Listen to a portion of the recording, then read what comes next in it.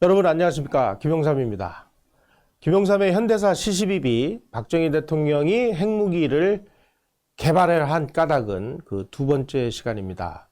지난 시간에 주한미군이 철수하고 닉슨 독트린을 해서 우리가 아주 그 안보의 비상 상황에 처해서 박정희 대통령이 이제 핵 개발을 검토를 했고, 그리고 이제 어떤 방식으로 가겠다, 플루토늄 탄으로 가겠다, 여기까지 말씀을 드렸습니다. 그 계획에 의해서 이제 본격적인 이제 핵무기 개발을 하는 그 내용을 오늘 말씀을 드리도록 하겠습니다. 그 당시는 우리가 핵과 관련해서 여러 가지 기술이라든지 노하우가 부족했기 때문에 이제 프랑스하고 손을 잡고, 프랑스는 이제 NPT에 가입을 하고, 그리고 국제원자력기구의 감시와 사찰을 받으면 재처리를 하는 것은 그 나라의 기본 권리 아니냐. 아니 그럼 쟤네들 말이야 원자력 발전소는 계속 돌아가는데 거기서 떼는 사용후 해결료 저게 치명적인 독극물인데 저거를 그럼 머리에 이고 살란 말이냐. 아니 이런 것까지는 우리가 용인해 줘야 되는 거 아니냐 라는 생각을 가지고 있었던 프랑스하고 우리가 이제 원자력 협정을 체결을 하고, 프랑스가 이 우라늄 농축과 그리고 재처리와 관련된 기술을 제공할 용의가 있다. 그래서 우리가 이제 손을 잡고 본격적인 핵 개발에 돌입을 하기 시작을 했습니다. 1974년 10월 19일 날 우리가 프랑스하고 원자력 협정을 체결을 해서 프랑스로부터 원자력 기술과 정보, 훈련생과 전문가를 교환을 하고 핵물질과 장비를 제공을 받기 시작을 했습니다. 그래서 우리 연구진이 프랑스를 방문을 해서 그 프랑스 핵기발 연구기지인 마쿨 기지, 라하구에 있는 재처리 공장, 그리고 르망에 있는 핵연료 가공 공장, 그리고 파리 근교의 원자력 연구소 이런 데들을 이제 시찰을 했고, 그리고 우리 연구진이 프랑스 발뚝에 있는 핵폭탄 제조 연구소에서 프랑스 과학자들의 도움을 받아서 핵폭탄 제조 기술과 기폭 기술을 연구를 했습니다. 그래서 우리 연구진들이 바로 고폭탄 실험을 했고 텅스텐 시험구 등을 이용을 해서 내폭형 원자폭탄을 개발하기 시작을 했습니다. 우리는 이미 1970년대 중반에 히로시마와 나가사키에 떨어졌던 20킬로톤급 이상의 그리고 중량 1톤 미만의 원자폭탄 설계를 이미 우리는 마쳤습니다. 북한보다 30년 앞서서, 그리고 북한보다 월등히 기술과 위력이라든지 이런 면에서 우월한 그런 핵폭탄을 개발하는 데 성공을 했다는 뜻입니다. 설계만 하면 뭐합니까? 이제 만들어야죠. 그 이제 만드는 과정이 시작이 되는데, 이 과정에서 이제 심각한 국제적인 압력이 들어오기 시작을 했습니다. 자, 우리가 원자로가 있는데요. 원자로가 두 가지가 있습니다. 우리가 쓰는 원자로, 소련도 있습니다만 소련 것은 우리가 제외하기로 하고, 미국이 쓰고 있는 경수로형 원전이라는 게 있고, 캐나다에서 만든 중수로형 원전이라는 게 있습니다. 이게 이제 원전을 가동하는 과정에서 물이 많이 필요합니다. 그 물을 이제 무엇을 쓰느냐?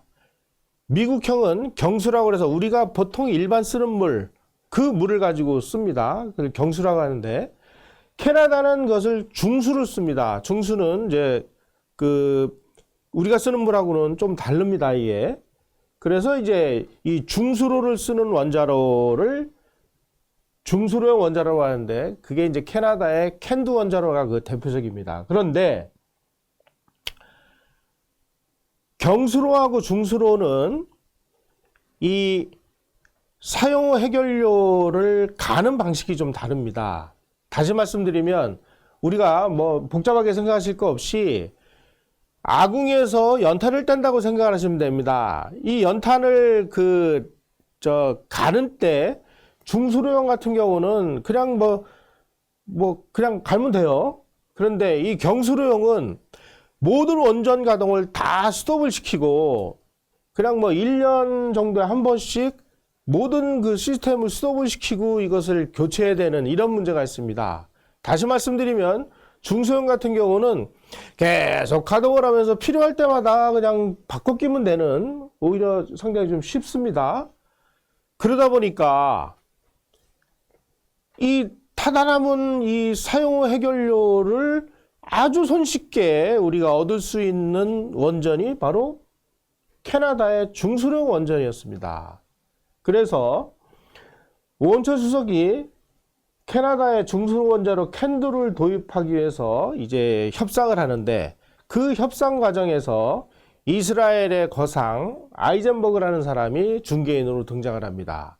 그래서 아이젠버그가 우리가 그 당시 뭐 돈이 없으니까 유럽 금융기관의 그 차관을 동원을 해서 원자로 차관단을 구성을 해가지고 자금을 제공을 해서 우리가 캐나다의 중소형 원자로를 계약을 하려고 했습니다. 그 당시 캐나다도 이 원자로를 한국에다 팔면 엄청난 상업적 이익이 되기 때문에 한국이 캔두 원자로를 구입을 하면 우리가 덤으로 연구용 원자로 NRX라는 이 원구형 원자로를 덤으로 하나 껴주겠다.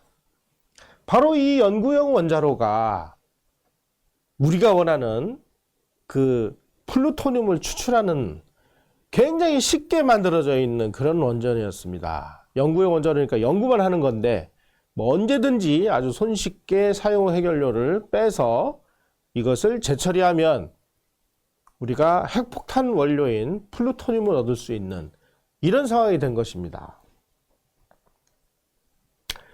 자, 여기 보시듯이 이 중수료 원전의 장점이 있습니다. 아까 말씀드린 대로 경수로는 이 중성자 감속대, 그 다음에 이 원자로는 열이 많이 나니까 이 노심을 냉각시킬 때 일반물을 사용하고 캐나다는 중수를 사용한다는 이제 그 차이점이 있습니다. 단 경수로는 1년에 한 번 정도 그 완전히 스톱을 시키고 이걸 갈아야 되니까 굉장히 좀 그 복잡하죠. 예. 하지만 중수로는 이제 아주 손쉽게 사용 해결료를 얻는 데다가 또 캐나다가 제공하는 이 연구용 원자로 NRX는 더 쉽게 되어 있기 때문에 우리가 뭐 마음만 먹으면 이제 플루토늄을 얻을 수 있는 이런 상황이 된 것입니다. 자, 이렇게 되니까 우리의 이제 그 핵폭탄 제조에 이제 가속이 붙기 시작을 했죠. 열심히 이제 막 연구를 하고 막 해외에서 우수 과학자들을 유치를 하고 프랑스하고 그 뭐 교류를 통해서 이제 설계도 마치고 그 다음에 캐나다로부터 중수용 원자로까지 도입을 하는 협상을 체결을 하고 그래가지고 이제 아주 원활하게 막 이제 그 연구를 시작하고 있는 그 와중에 굉장히 심각한 일이 벌어졌습니다. 인도가 그 NPT 국제 제자망이 그 엄중한 와중에서 핵실험에 성공을 해버린 것입니다. 그래서 핵무기 보유국이 됐습니다.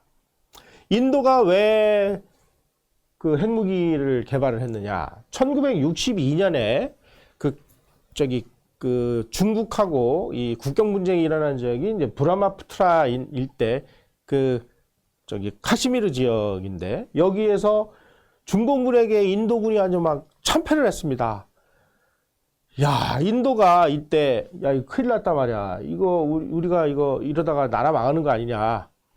그 와중에 1964년에 중공이 이제 핵실험에 성공을 해가지고 중국하고 인도는 항상 국경 분쟁이 있었는데 이 적국인 중국이 핵무기를 개발하니까 인도는 이제 핵무기를 맞아 죽든지 아니면 항복을 하든지 핵을 가진 적과 핵을 가지지 않은 우리 입장이라면 방법은 두 가지밖에 없습니다.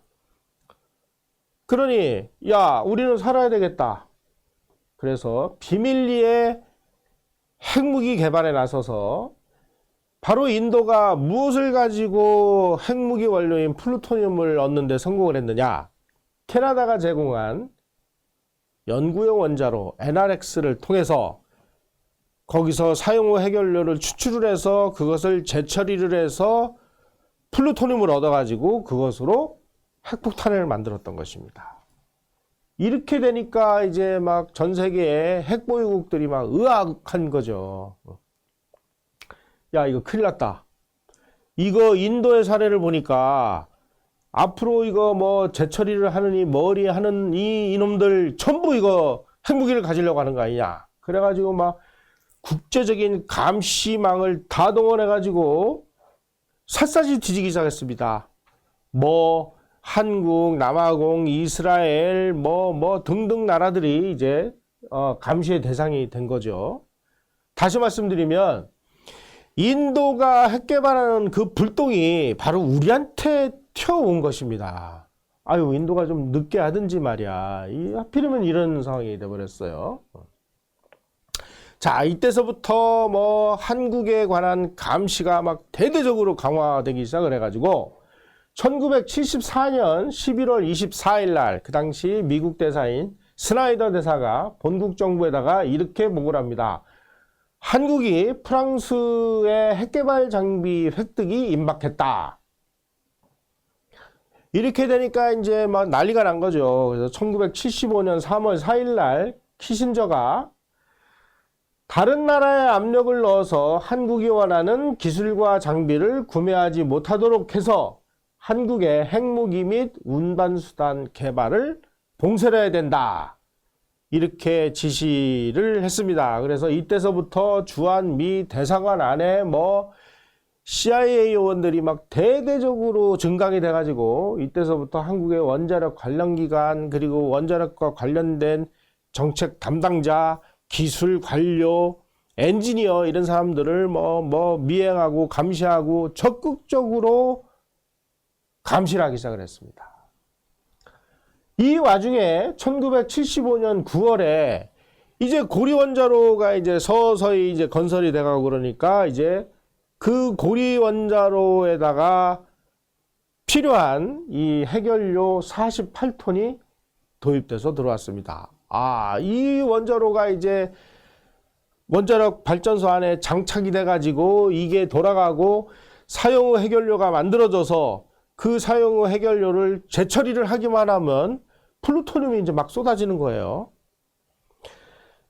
1978년부터 가동을 하는 고리원전에서 발생하는 사용 후 핵연료를 재처리할 경우에 한국은 매년 139에서 167kg의 플루토늄을 확보를 할 수가 있다.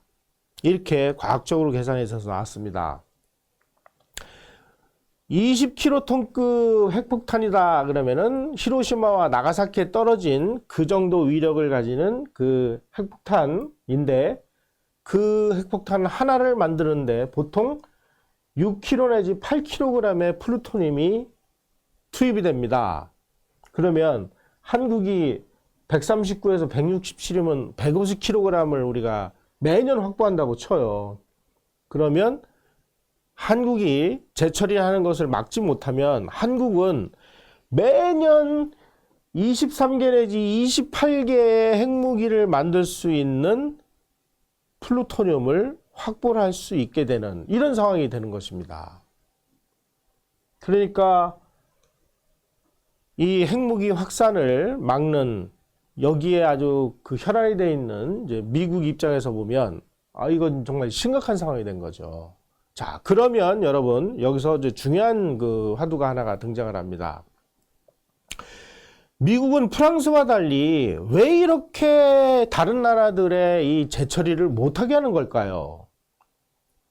프랑스만 해도 어쩌면 프랑스 얘기가 맞는 걸 수도 있습니다. 아니, 지금 우리나라 원자력 발전소가 지금 여러 개가 있는데 이 원자력 발전소에서 뭐 계속 그 연탄 떼듯이 사용 후 핵연료를 떼는데 그 매년 쏟아져 나오는 그 사용 후 핵연료, 그러니까 연탄재를 그러면 어떡하란 말이에요, 이거를.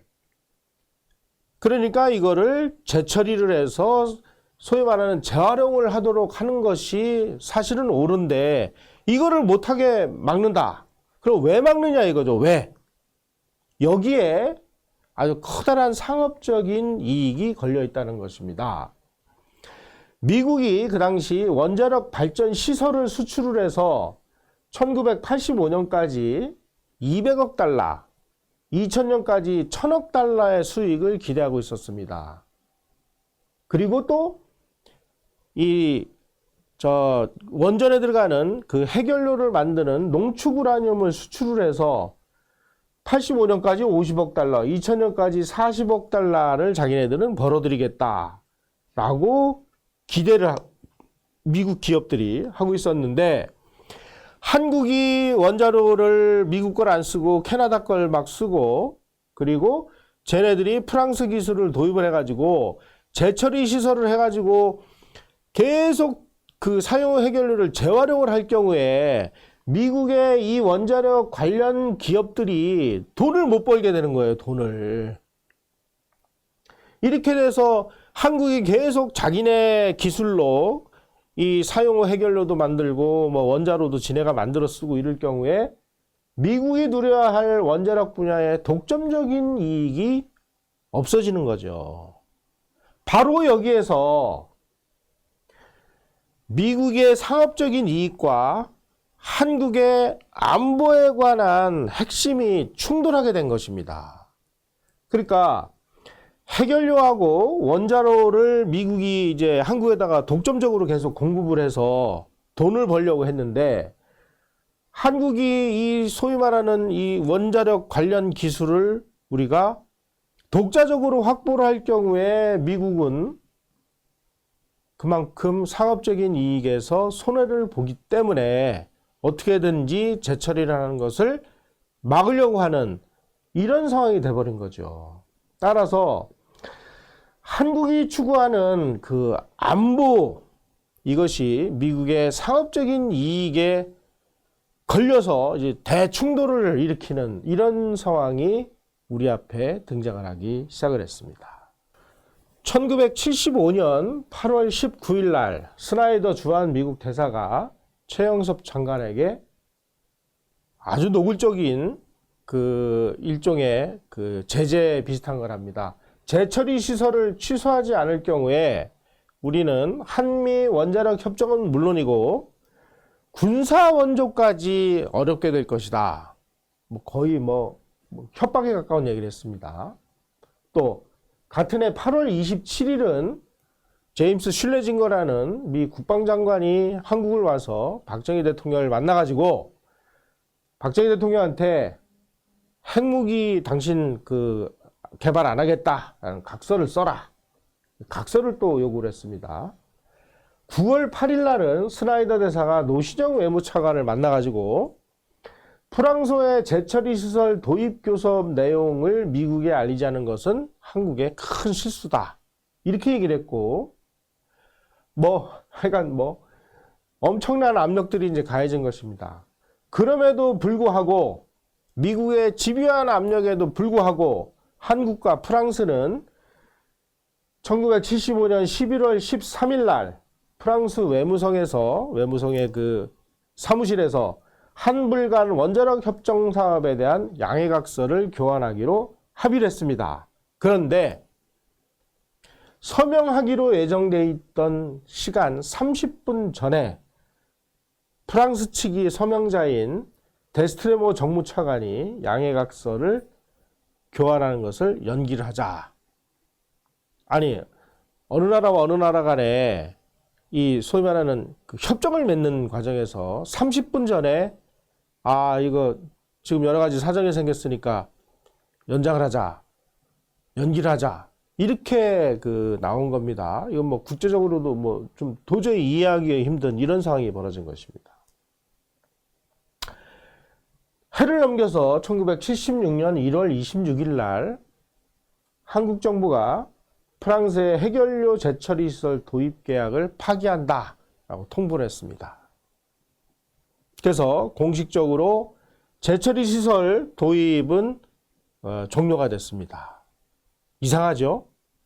이렇게까지 우리가 열심히 했는데 갑자기 그 당시에 프랑스 정부가 우리한테 이렇게 요청을 해왔습니다.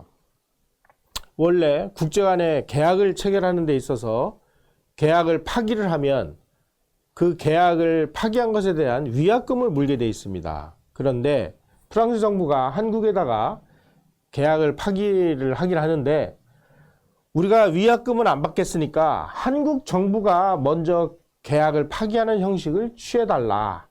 이렇게 요청을 해가지고 할 수 없이 우리가 계약을 파기한다. 이렇게 선언을 한 겁니다. 나중에 알고 보니까 카터 행정부의 국가안보보좌관이었던 브레진스키의 책에 이런 대목이 나옵니다. 카터 대통령은 프랑스의 지스카르 데스탱 대통령과 사적인 회담을 통해서 핵 확산 문제와 NPT 준수 문제를 강력 제기를 해가지고 프랑스가 핵연료 재처리에 관한 공장을 한국과 파키스탄에 판매하는 계획을 취소시켰다. 다시 말씀드리면 미국 대통령이 프랑스 대통령에게 압력을 넣어서 이 계획을 파기하도록 압력을 넣었다라는 뜻입니다.